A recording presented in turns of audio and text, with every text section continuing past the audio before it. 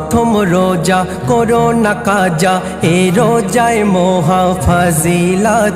গুনার পাতা হবে গো সাদা, ইফতারে করো মুনাজাত। প্রথম রোজা করো না কাজা, এ রোজায় মহা ফজিলত। গুনার পাতা হবে গো সাদা, ইফতারে করো মুনাজাত। খাস নিয়েতে পড়ো তারাবি মুসলমান, খাস নিয়েতে পড়ো তারাবি মুসলমান।